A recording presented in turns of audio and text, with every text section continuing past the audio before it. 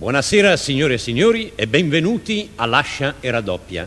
Dato il numeroso complesso di partecipanti, inizio senz'altro la consultazione e passo al nostro primo concorrente della serata, che si presenta per la storia di Genova. Eccolo che sta avanzando. Si accomodi qui nel nostro cerchio magico. Lei è il signor? Fregoglia Giacomo. Che professione fa? Il masaccano. Bene, signor Fregoglia, mi dica anzitutto, come le è venuta questa passione per la storia?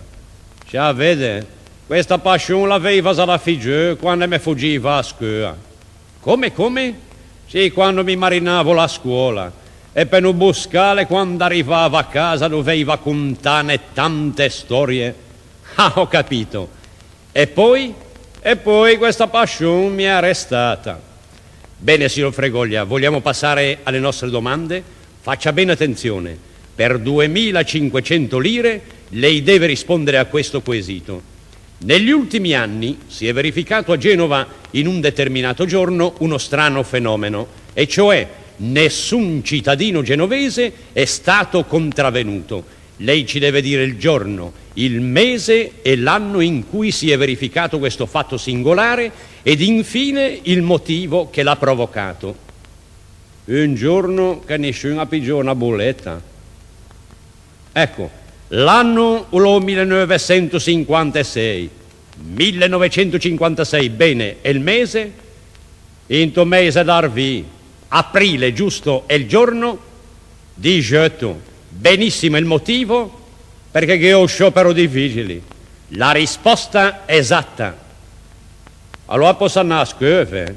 Un momento, ora passiamo alla seconda domanda per 5.000 lire. Genova è ricca di gallerie d'arte, tra queste la Galleria d'Arte Moderna, la Galleria di Palazzo Bianco, la Galleria Rotta. Un momento, da queste gallerie che ne è due. Mi spiace, ma qui gli esperti ne hanno segnato una sola. Galleria Rotta, via 20 settembre. Se vede che gli esperti non sono mai passati in Galleria Masini quando è ciove. Sono spiacente, ma che cosa facciamo, signor notaio? Ma un momento, dicono che a queste non ci avevano pensate. Vabbè, speriamo che un giorno qualche dunga pensi, perché per passare lì che fa un pegua.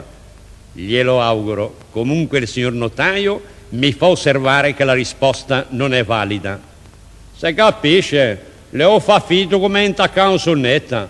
Signorinella pallida, mi spiace, la risposta non è valida.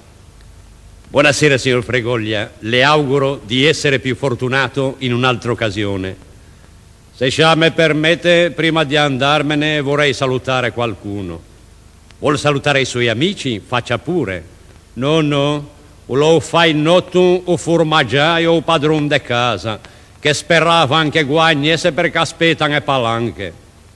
Un saluto a tutti. Lei un mese che non dorma a prova lui. O a son lu che non dorman pensando a me.